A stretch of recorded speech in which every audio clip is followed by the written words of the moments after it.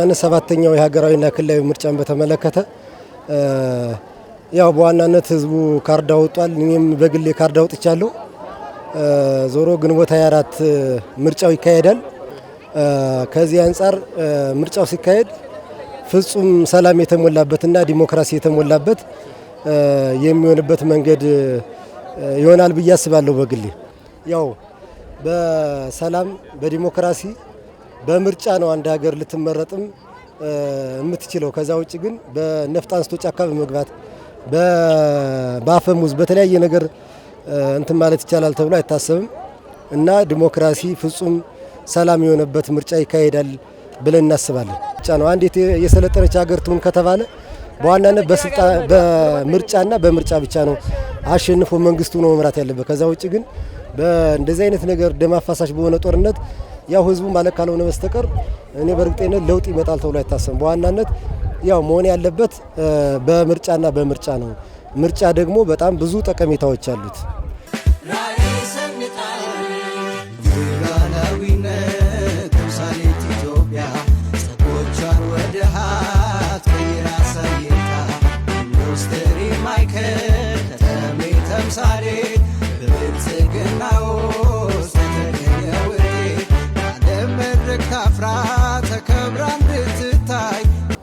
ለግንቦት 24 ምርጫ እኔ ሁለት ሴቶችን አሰልፌ ሶስተኛ ነኝ ሆኜ ልመርጥ ግንቦት 24 ሰኞ ቀን በጠዋት ወጥቼ ልመርጥ ተዘጋጅቻለሁ። እኛ ሰላምና ምንፈልግ ሰላም ለሁሉም ነገር ጠቃሚ ስለሆነ ሰላምና ምንፈልግ በሰላም ለመኖር ብዙ ነገር ያስፈልገዋል።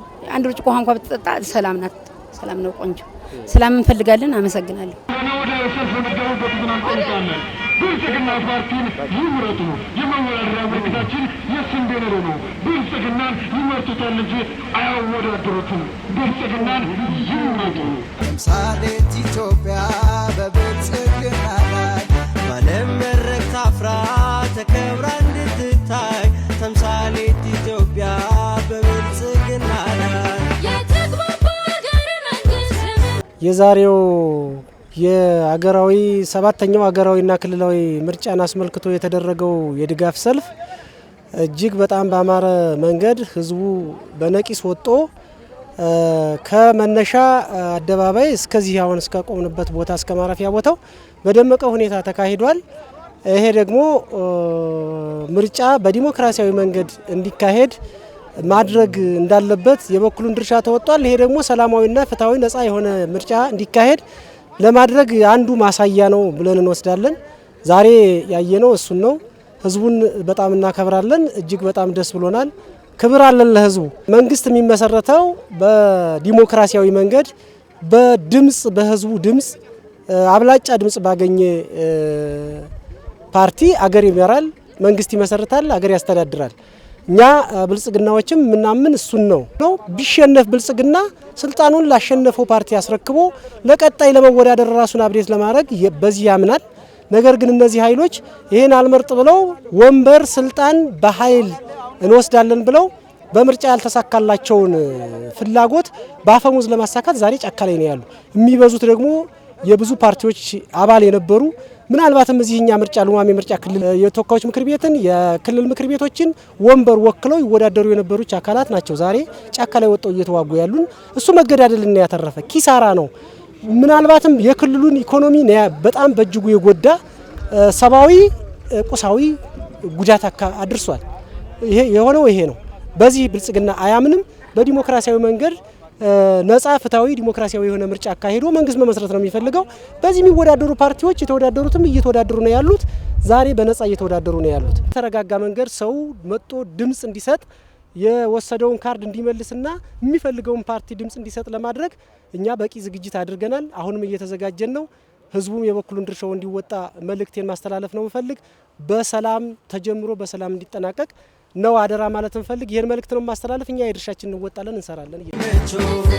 ለአገር ገጽታ ታምኖ የሚሰራ በቀን በማታ ብልጽግና ነው ብልጽግና ምርጫችን ብልጽግና ነው ብልጽግና ምርጫችን ብልጽግና ነው ብልጽግና ምርጫችን ብልጽግና ነው ብልጽግና ምርጫችን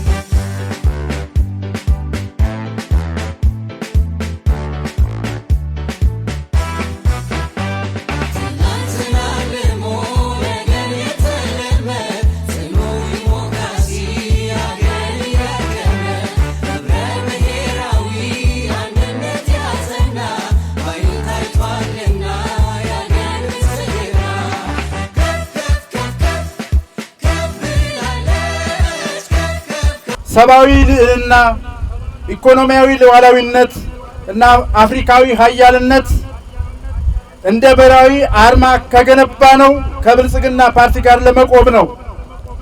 የዴሞክራሲ ስርዓታችን የግለሰብና የቡድን መብቶችን ሳያበላልጥ በሚዛን እንዲያስከብር እውነተኛ ህብረ ብሔራዊ እንድትኖረን የሚሰራውን ብልጽግና ፓርቲን በጽኑ ልትደግፉ እና ልንደግፍ ተገኝተናል። የሰላም ጥሪን በተመለከተ ነፍጥ አንግተው ጫካ የገቡ አካላት ወደ ሰላም መንገድ እንዲመጡ እና የቀድሞ ተዋጊዎች ወደ ሰላማዊ ኑሮ እንዲመለሱ የሚያስችል ስትራቴጂ ተቀርጾ በትጋት እንንቀሳቀሳለን። አካታችና ዘመናዊ የመንግስት አገልግሎት፣ የመንግስት ተቋማት በሰው ኃይል ስብጥርና በቋንቋ ኢትዮጵያን እንዲመስሉ ይደረጋል። የኢኮኖሚ ሽግግር፣ ካፒታል ገበያና የስራ ዕድል ፈጠራ ይሆናል። የአርሶ አደሩን ምርትን በማሳደግ የምግብ ሉዓላዊነትን ለማረጋገጥ የማዳበሪያ ፋብሪካ ወሳኝ የሆነውን ማዳበሪያ በሀገር ውስጥ እንዲመረት የማዳበሪያ ፋብሪካን የተጀመረውን በማጠናቀቅ ወደ ስራ ይገባል። ተፈጥሮ ጸጋዎችና ታሪካዊ ቅርሶችን በመጠበቅ የባህል የሃይማኖትና የኢኮቱሪዝም ፕሮጀክቶችን በማስፋፋት ኢትዮጵያ ለማሳደግ ጥረት እናደርጋለን። የትምህርት ጥራትና የተማሪዎች ምገባ፣ የትምህርት ቤቶች ደረጃና የቁሳቁስ አቅርቦቶች ይሻሻላል። ብራችሁ የሰልፉ ተሳታፊዎች፣ ክቡራንና ክቡራት፣ ትናንት የጀመርናቸውን ታላላቅ የልማት ፕሮጀክቶች ለመቋጨት የጀመርነውን የሪፎርም ጉዞ ከፍታ ላይ ለማድረስ ሰላሟ የላቀ ጥቅሟ የተከበረና ህዝቦቿ የበለጸጉባት ኢትዮጵያ እውን ለማድረግ የፓርቲያችን የምርጫ ምልክት የስንዴ ነዶ ነው።